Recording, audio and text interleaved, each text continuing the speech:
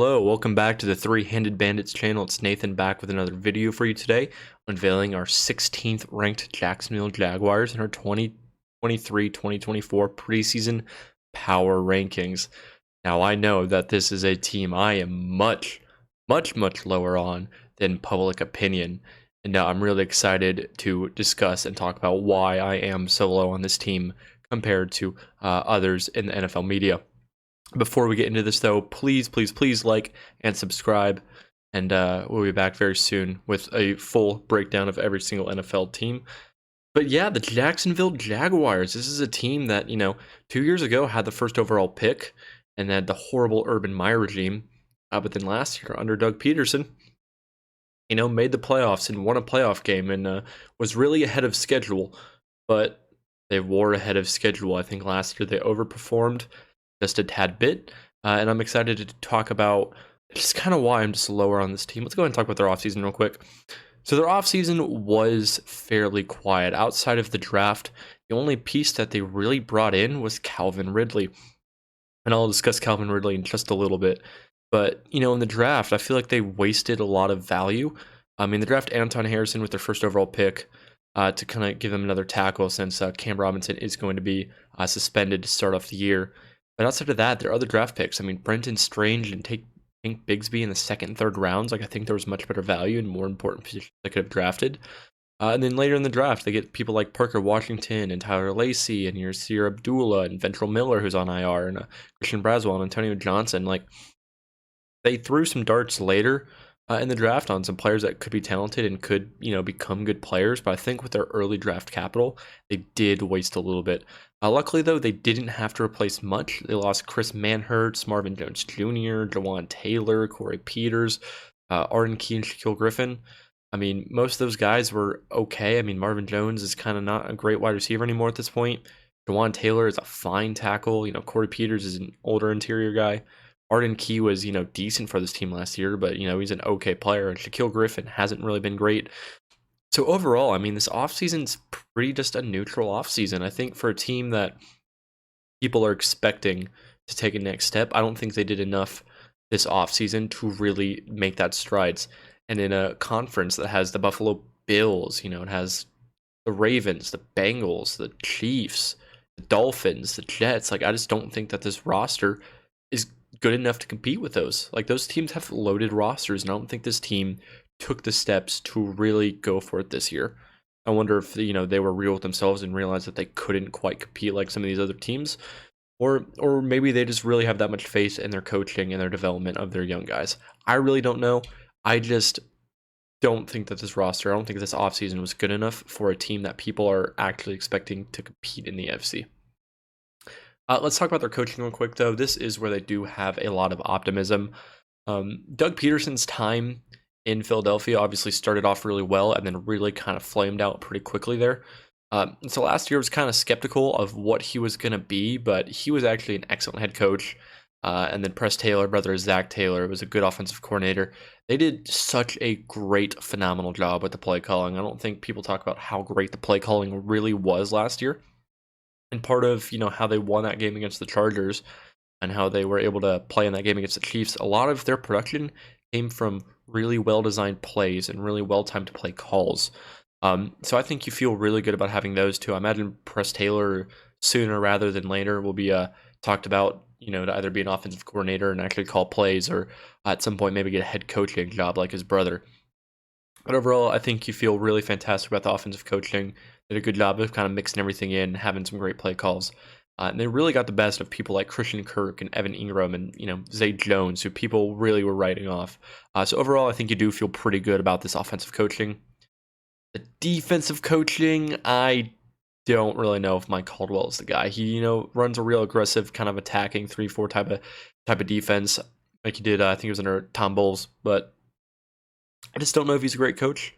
I think this defense last year, granted, I don't think it's the most talented defense, but I also don't think that they were amazingly well coached or a really amazing unit. So I don't think he's all that. I think he can do a much better defensive mind. He's towards the bottom in defensive coordinators for me. Now, I don't necessarily think he's a liability like someone like a Joe Woods or a Joe Barry or Ed Donatell has been for a couple of these teams. But he's definitely not a strength for this team. So I think the defensive coaching is kind of holding this team back just a little bit. But now let's go ahead and talk about their offense, because that is where all the hype is coming for this team. And more specifically, this man, Trevor Lawrence. Now I'm much lower on Trevor Lawrence, and that's part of where my pessimism for this team comes from. A lot of people think that Trevor Lawrence is, a 6, 7, even potentially going to be a top 5 quarterback this year. I don't see it when I watch him play. I think he's much closer to Kirk Cousins or Dak Prescott. If you look at some of the best quarterbacks in the league, and we don't even have to leave the AFC to see that, in Patrick Mahomes, Joe Burrow, Josh Allen, and Aaron Rodgers, I think are the undisputed top 4 quarterbacks in the league in my mind. I don't see a player that is up to those standards.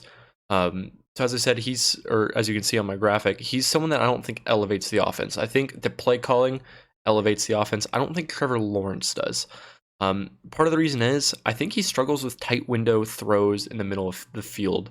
There's definitely times where he's kind of like squeezing it in the middle, and it just has poor ball placement or poor timing. And I think part of the knock on Trevor Lawrence is, he has a great arm. I'm not going to argue that. He's capable of some beautiful throws, but his processing wasn't, phenomenal. Obviously, he's supposed to be, the best prospect since Andrew Luck. And I think his arm talent and his athleticism is legit, but processing and decision making, he hasn't fully taken the strides to be a Burrow, Mahomes, Allen, Rodgers.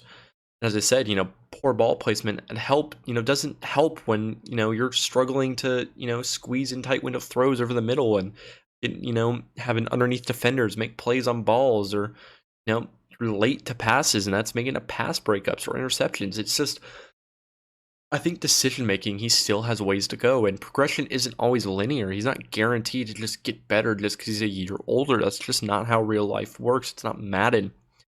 And so I don't think he's an elite quarterback. In the AFC, to compete, you need an elite, kind of quarterback wide receiver duo.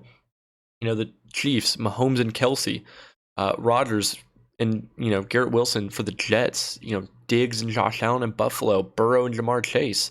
I don't think that he's up to that level, even compared to some of the other ones. Like, Jalen Hurts and AJ Brown is an elite connection, but I don't think Trevor Lawrence and Calvin Ridley is going to be that. I don't even think it's, I don't think that Trevor Lawrence and Calvin Ridley even compare to Kirk Cousins and Justin Jefferson. Like, I don't think he's there yet. He has these beautiful throws and these beautiful moments, shows that he can do it, but he's also just super inconsistent. There's times where, his pocket presence, he just looks timid. He looks, real jumpy, doesn't look composed. Look at someone like Joe Burrow or Patrick Mahomes, like the confidence that they have in the pocket. Like, I just don't see that on Trevor Lawrence. And I think that is why a lot of people are so much higher on this team than I am. And I think that he's ultimately going to end up letting people down. I don't even think he is Justin Herbert or, the Keenan Allen connection. I think he's Dak Prescott. I think if he was, in Dallas in a much bigger market on a team that people don't really like, I think he would have a lot more hate coming his way. And if they didn't come back in that playoff game, which, let's be honest, he really did not do much in that playoff game against the Chargers. If they didn't come back from that game, I don't think his hype would be as large as it is either. I think if he was playing in Dallas, people would call him a screen merchant, because this team throws a lot of screens. They have great play calling, and part of that is because Doug Peterson had some well-timed screens and some kind of creative design screens. But I don't think Trevor Lawrence is an elite quarterback. I don't think he's up to that tier of the Mahomes, the Burrows. I don't even think he's Lamar Jackson. I don't think he's Justin Herbert. I honestly don't even think he's Dak. I think Dak Prescott might be a better quarterback than Trevor Lawrence still. Is he better than Jared Goff? Sure. I have him somewhere ranked kind of around Kirk Cousins. Like, I think he's around Geno Smith. Like, I think he's a good quarterback. I'm not saying he's bad. He's not a bust. But he's not a top 10 quarterback in my mind. You could ask me between Trevor Lawrence and Kyler Murray, I'd take Kyler Murray. Ask me between Dak and Trevor Lawrence, I'd want Trevor Lawrence for upside. But if it was a single game that I need to win to save the planet, I would have rather have Dak Prescott than Trevor Lawrence. So overall, That is part of the reason why I'm lower on this team, is because I just don't think Trevor Lawrence is as good of a quarterback as a lot of the NFL media does. I think he's good. I think he's fine, but I don't think he's an elite. I don't think he's a star player just yet. Does he have the potential to get there? Sure. He still needs to work on decision making and processing, and he still has strides to make in that. But like some things like composure in the pocket, that's just not something you can always coach up. Like that's just a kind of natural personality trait. And I don't know if he has that composure to ever truly be a superstar or a star quarterback. And now let's kind of talk about this receiving offense. And another reason why I'm low is Calvin Ridley. The Calvin Ridley conversation is so weird to me because people, they're telling you draft him high in fantasy, like he's going to be a beast. I don't get it. I do not get why Calvin Ridley has so much hype. Granted, 2020, he had a very excellent year. He was a really good wide receiver. But, 2021, he started off pretty slow. And then missed, stopped playing after week 8. When the NFL season starts, it's going to be literally almost 2 years. I think it's 23 months since Calvin Ridley last stepped on a football field. And even when he was in Atlanta, I feel like part of the discussion with him was, is he ever truly going to be like a true elite number 1 wide receiver? I think he's a really good wide receiver. I think he's a number 1. But I think, I kind of feel like the dialogue on him was people were kind of, out if he was ever going to be like one of the true elite, Devontae Adams, what a Justin Jefferson is, what a Jamar Chase is. I don't know if we ever really expect him to get to that point. That he was going to be more of like a fine number 1, almost like a DK or a Tyler Lockett of a good player, a number 1 wide receiver, but not like a legit stud elite talent. For someone coming off 2 years of not playing, and people are expecting him to be a top 5 wide receiver with how many talented wide receivers in the NFL is ridiculous to me. I just don't get it. And he's not some crazy young guy. Like he's 28, turning 29 this year. He's closer in age to DeAndre Hopkins and Devontae Adams, who people think are washed, than he is to DK Metcalf and AJ Brown. And so for him to just come in after not playing for 2 years and suddenly be a top 5 wide receiver, I don't understand why people think that's going to happen.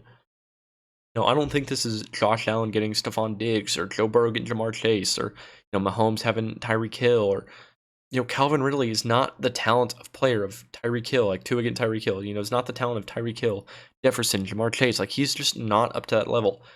I don't think he is. I don't think he's going to suddenly make this some explosive passing offense. Especially, I'm lower on Trevor Lawrence. I don't think that Trevor Lawrence and Calvin Ridley, as I said, is one of these elite wide receiver duos.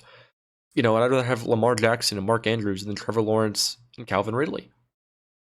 And so, I think he's going to be fine. I feel like he's probably going to start slow, and I imagine he'll still be a good, route runner. He could still have a fine year, but I don't think he's going to be a top 5 wide receiver. And I don't think he's going to suddenly help create this explosive passing offense. So that's part of the reason why I'm lower. Outside of that, the other pieces that they have here are, pretty adequate.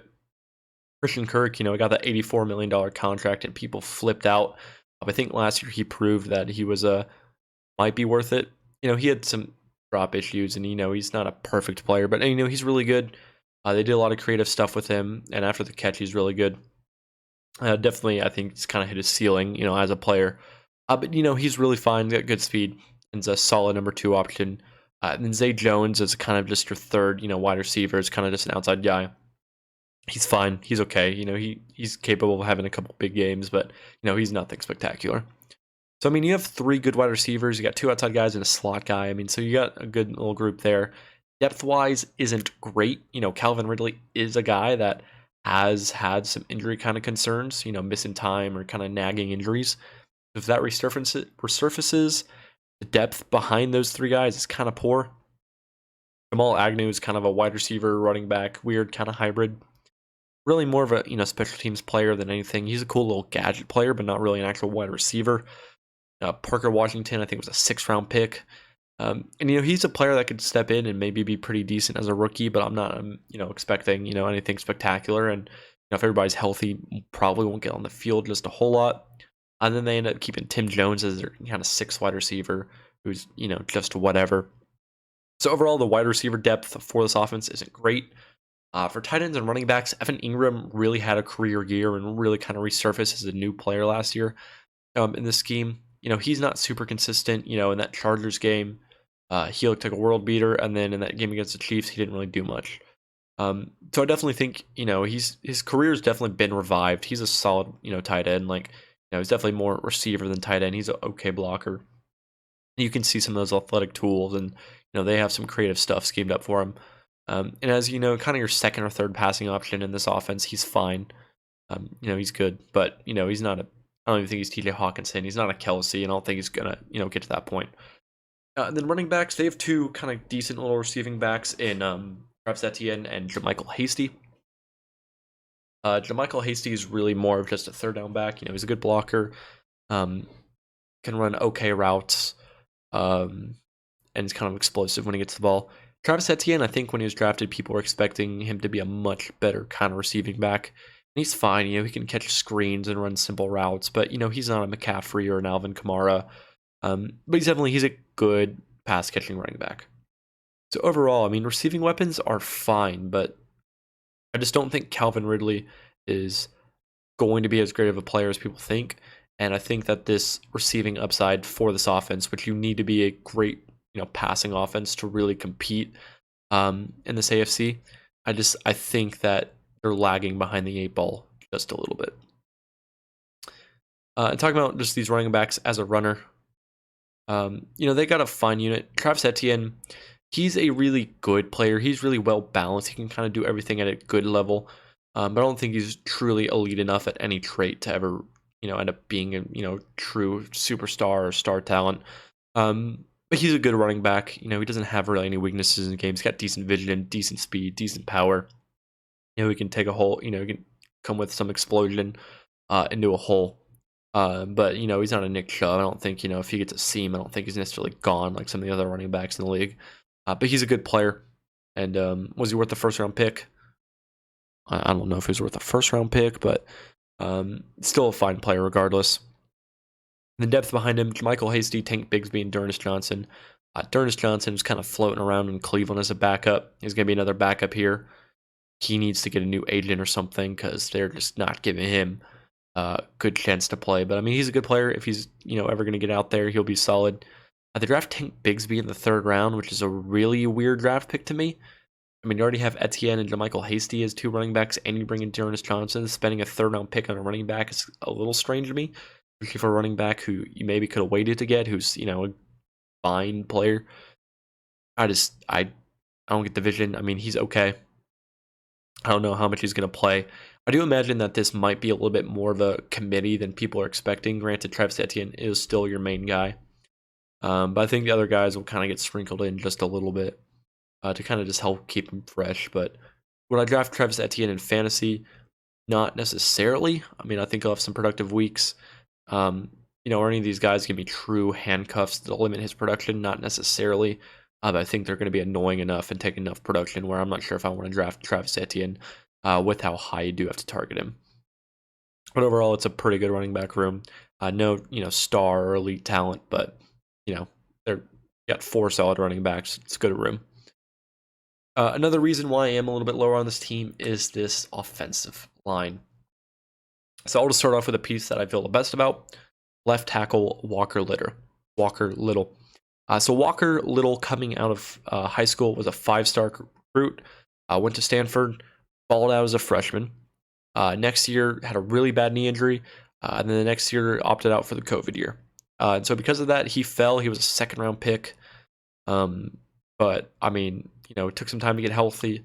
But he's an absolute stud. Got on the field last year, is a really solid player. I think he has the athleticism, the technique, the tools to end up being a really great left tackle. So I think he's going to end up being a really solid player for this team this year.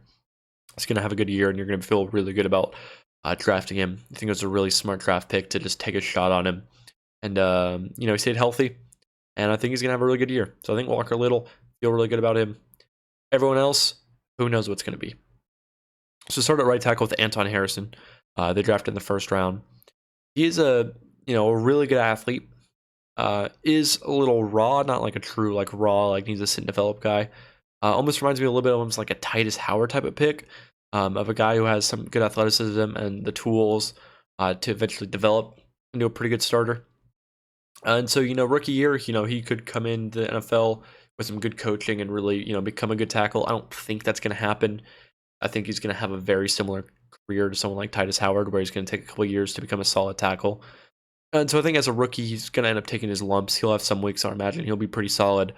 But overall, he might end up taking some lumps. And, if he is a complete liability, in the pass game, then maybe Cam Robinson will kind of step in for him.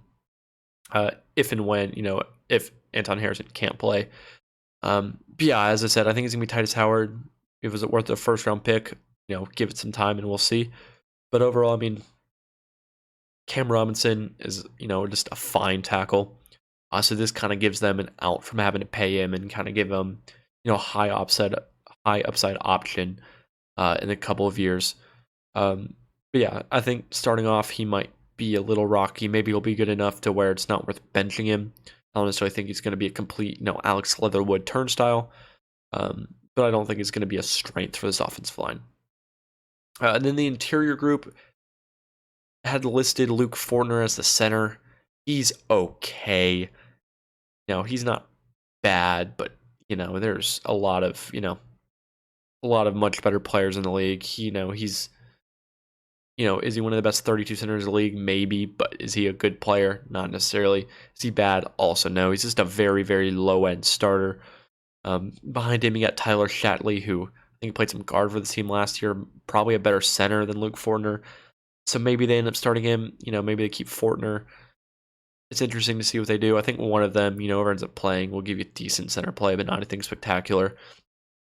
And then Ben Barch came off the PUP, so he will be the day one starter. He's got some upside to be a pretty decent offensive lineman, but I don't think he's going to be what Walker Little has the potential to be. I think he'll, kind of just be a good offensive lineman.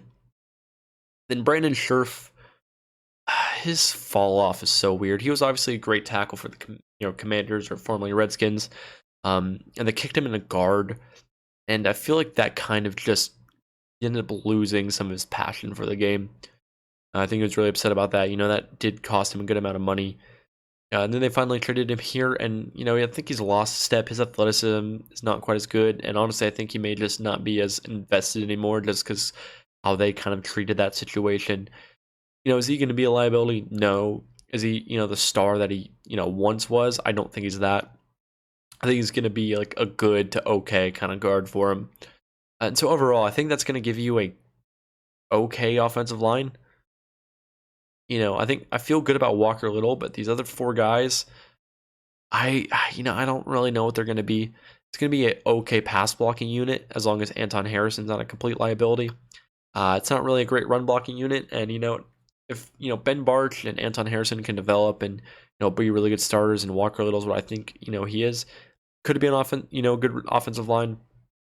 I imagine that this interior group is going to be okay, and Anton Harrison might struggle. So I imagine it's going to be just. I think it might end up being a somewhat poor offensive line. That's not really going to help this team win. I think it might be just a little bit of a liability for this team. But overall, when you look at this entire offense, this is just not an offense that I see competing consistently with the likes of the Jets, the Bills, even the Dolphins, the Ravens, the Bengals, the Chiefs. It's just, I don't think it's an offense that is comparable to one of those. Is it, something like the Patriots? I think it'll be better than like the Patriots offense, but I just don't think that's going to be, really good enough to compete to, win at least 3 playoff games to win the Super Bowl. And I just think that there's so much hype for this offense, and I think it's just not deserved. I think they have a bunch of decent to good players, but I don't think that they have the true elite talent. I don't think Trevor Lawrence or Calvin Ridley are that. I don't think they have that true elite talent to compete in an absolutely loaded AFC. Does anybody see the Jaguars going into Arrowhead, or going to Cincinnati, or going to Buffalo and winning a playoff game? Because I don't, and I don't think they're going to be a good enough team to, have a first round bye. Overall, I'm just lower. Tyler Shatley is a good kind of 6, offensive lineman. And Cam Robinson's obviously a good offensive lineman when he comes back, but outside of that, depth with Cooper Hodges and Cole Van Landen is whatever. But now let's go ahead and transition to this defense. Alrighty, and now so another reason that I'm a little bit lower on this defense is obviously I said earlier at the top, I don't think they're most well-coached unit. I don't think that Mike Caldwell is an amazing defensive mind that's really going to have this unit overperforming. And then overall, I just don't think that this defense is just as talented as some people think it is. Their best player on this defense is Josh Allen. Jaguars one, obviously not that one, but he's a good pass rusher and a good run defender. But I just don't think he's he's not elite. I don't think he's going to get there. I don't think he's a Nick Bosa. I don't think he's a Micah Parsons. I honestly don't even know if he's in that kind of tier 2 of guys. I think he's kind of one of those like tier 3 of pass rushers, like a Matt Judon or something like that. Like I don't think you have Max Crosby here. I don't even think you have Rashawn Gary. Like I think Josh Allen is a very good player, very similar to like Brian Burns, both kind of athletic, kind of freaky, kind of five techs. But overall, like, I mean, he's fine. He's a good player. But having him as your best defensive player, I just don't think is good enough to help kind of attack some of these offenses that are in the AFC. And the other pieces they have on the defensive line, though, are pretty solid. Roy Robertson Harris, really underrated player. I think he's a really solid player. Not, amazing, not a world beater, but, he's really good. He can make some splash plays against the run. And then Falorenzu, Fadukasi, and Devon Hamilton are both really good interior presences. Decent run defenders. Don't get after the quarterback at great clips. But you got 3 pretty good interior guys. Josh Allen. Biggest question mark for this team is Trayvon Walker, who is Jadeveon Clowney. Like, watching his film back, especially, I'll talk about the 2 playoff games for sure, for example. Both of those playoff games, I just feel like I didn't see either of these edge rushers, especially Trayvon Walker. Like, he was an absolute athletic freak. I understand why he got drafted, but with the first overall pick, I think that was just a reach on tools. Production wasn't super productive, and was super raw just because, at Georgia, he just kind of had to be a super athlete and let kind of some of the other amazing players on that defense kind of do a lot of the heavy lifting. So I still think he has some ways to go and to develop to make. But like as of now, he hasn't done anything to prove to me that he isn't Bradley Chubb or Jadeveon Clowney. It's kind of just a okay pass rusher and an okay run defender. Was he worth the first overall pick? No. Could he get to a point where he was? Maybe. Do I think it's going to happen? Not really. Now he's fine. He's okay. He's whatever. But I think they could have done a lot better with that first overall pick. Yeah, just I don't get it.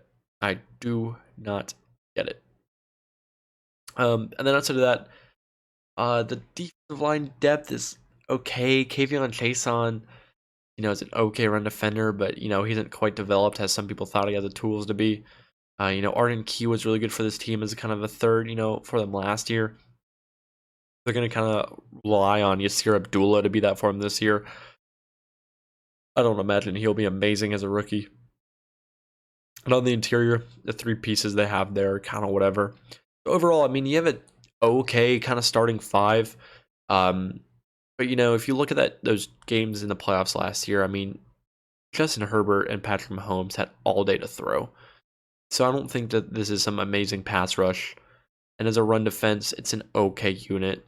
So overall, just like as a front 4, it's okay. I don't think it's bad. It's not a liability. There's times where they can get stops. In certain matchups, they'll be productive. It's fine. It's okay. Linebackers. Honestly, the linebacking unit could end up being one of the better units on this defense. Boyesei Aluakon is a really good athlete and pretty sure had 6,000 tackles last year. He's fine. Coverage, he's not always great, but he's a pretty sure tackler, good run defender. And then Devin Lloyd and Chad Muma both had, up and down rookie years last year. Both of them are smart players though, and got good athletic tools where they could kind of develop into a pretty good linebacking, tandem. And then Shaq Quarterman's also a guy with some athleticism. But they also draft Ventrell Miller in the 4th round, which he's on IR now. which is weird though to me because I feel like they had at least 3 to 4 good linebackers, and so spending a 4th round pick on a 5th linebacker, it's a little strange to me. Obviously, he's going to miss time, but I mean, they got a pretty good group here.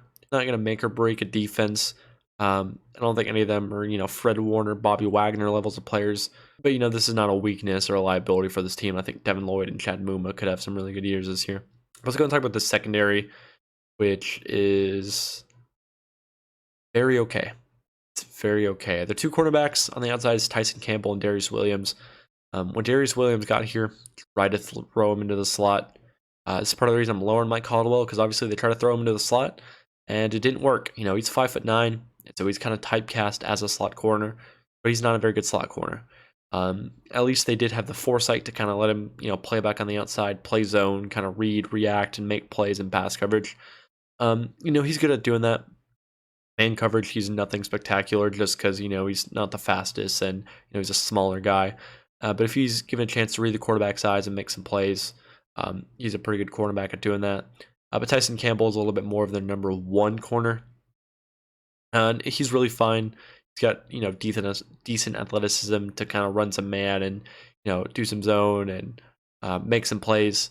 But overall, I mean, he's just, it's 2 good cornerbacks. It's not necessarily an elite or great duo. But you definitely could do a lot worse. There's a lot of NFL teams that Tyson Campbell and Darius Williams would be, really upgrades for. So, that's fine. Trey Herndon's an okay slot corner, I guess. Like, he'll come in, defend the run a little bit, but, he's not anything, spectacular. But the cornerback depth is horrible. They drafted Christian Braswell. I think it was a 6th-round pick. They have Monteric Brown and Gregory Jr.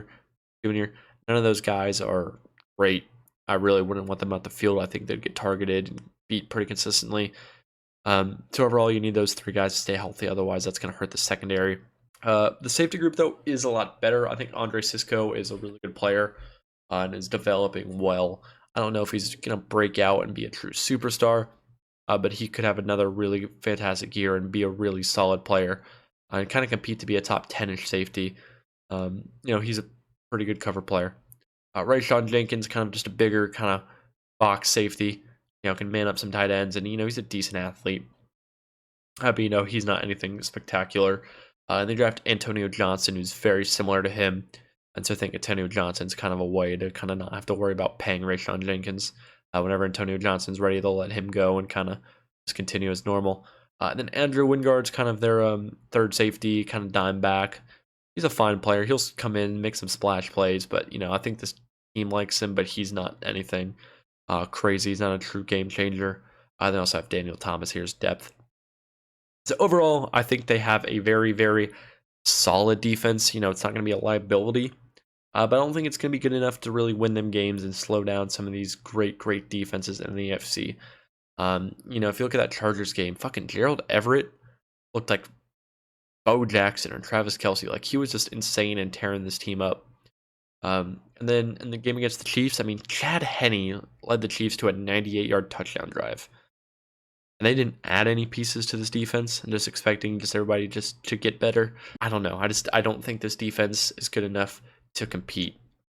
Now let's go and talk about their schedule real quick. So Vegas has them at 9.5 wins, and I am so confident on the under. I mean, is there a world where they get 10 wins? Sure. I just don't see it happening. I really don't.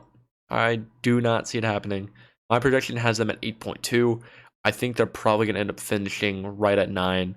But they're the AFC odds, they're minus 155 to win the AFC South. To me, that's way too high. I haven't revealed the Titans yet, because I think the Titans are a better team. At minus 155, I just don't think that they're necessarily guaranteed to win this division. I don't think they should be that much of favorites. I really don't know if they're going to get 10 wins. Looking at their schedule, I think versus Houston, Indy at home, they should win those games pretty confidently.